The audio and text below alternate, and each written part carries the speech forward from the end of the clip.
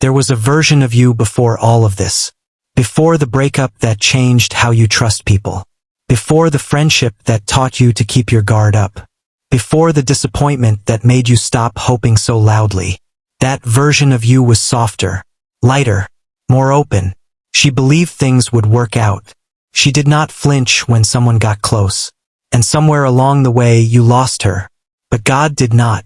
He has been holding on to her this whole time. And today He wants to give her back to you. Heartbreak does something quiet that most people never talk about. It is not just the pain in the moment. It is what happens after, the slow, almost invisible way it reshapes you. You become a little more guarded. A little slower to trust. A little quicker to expect disappointment before it even happens. You tell yourself it is just being smart. Being realistic. Protecting your heart. But somewhere in that protection, something else happened too. The part of you that used to feel things fully, that used to hope without bracing for impact, that used to believe the best about people and situations, that part got smaller, quieter, more careful. And you might not even notice it until someone says something, or you catch yourself reacting to a new situation with the wounds of an old one, and you think, when did I become like this? Lamentations chapter 3 verse 22 and 23. Because of the Lord's great love we are not consumed, for His compassions never fail. They are new every morning. Great is His faithfulness.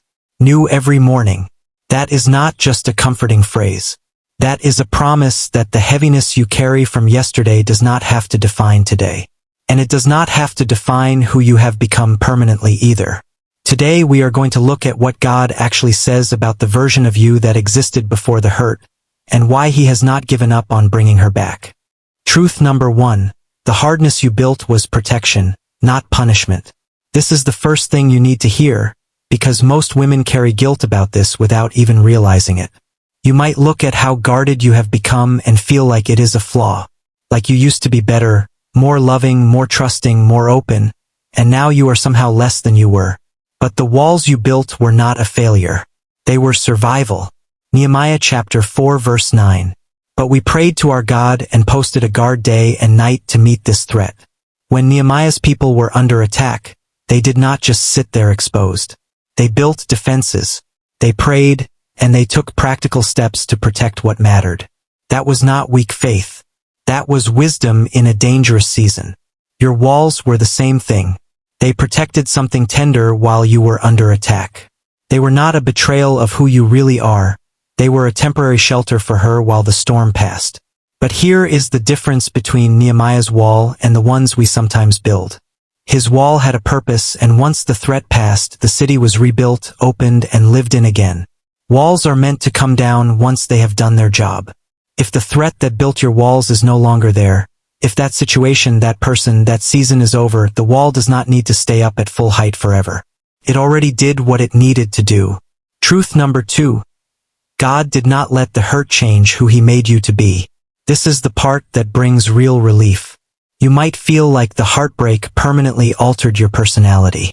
Like the soft, hopeful, open version of you is just gone now. Replaced by someone more cautious, more cynical, harder to read. But Scripture says something different about how God sees identity. 2 Corinthians chapter 5 verse 17. Therefore, if anyone is in Christ, the new creation has come. The old has gone, the new is here. This verse is usually talked about in terms of salvation, and it is, but there is a deeper truth underneath it. God's design for you was never erased by what happened to you. The core of who you are, created by Him, fearfully and wonderfully made, that did not get destroyed by the heartbreak. What changed was the layer on top. The protective layer. The defensive layer. The layer that formed in response to pain. But underneath that layer, she is still there. The version of you that loves deeply, that hopes freely, that opens up easily. God did not lose her. He has just been waiting for the right time and the right safety for her to come back out. Truth number 3, healing does not mean forgetting. It means becoming soft again without becoming naive. This is the truth that solves the fear underneath all of this. The reason you might resist becoming soft again, resist trusting again, hoping again, opening up again, is because part of you believes that softness is what got you hurt in the first place. That if you go back to being that open, it will just happen again. But look at how Jesus described what he wants for his followers. Matthew chapter 10 verse 16.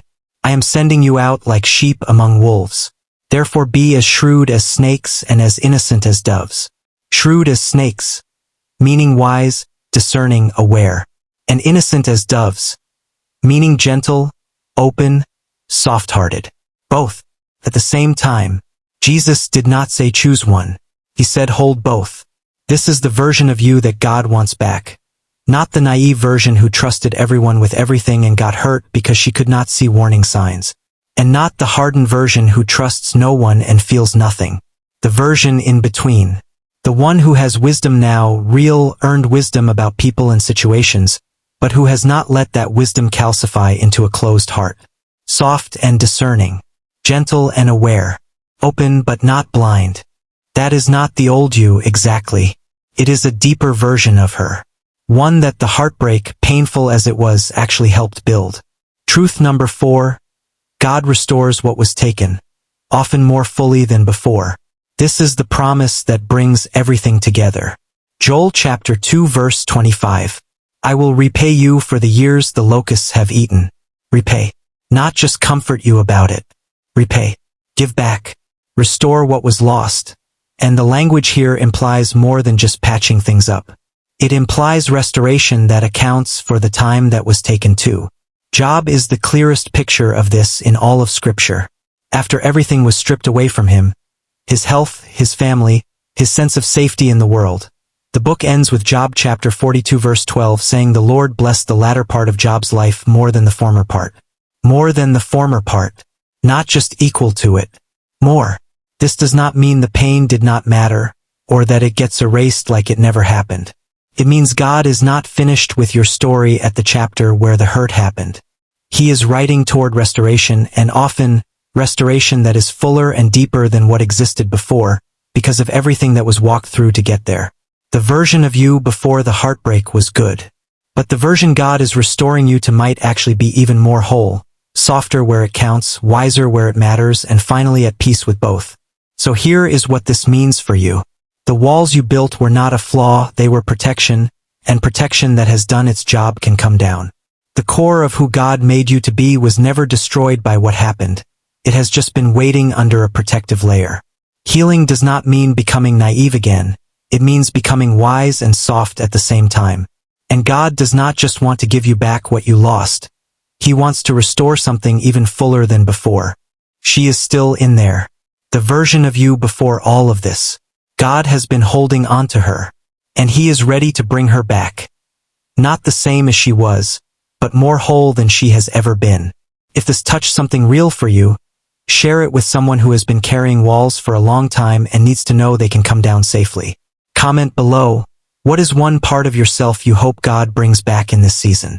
Subscribe and turn on notifications, because there is so much more coming for anyone on this healing journey. God bless you, and I will see you in the next one.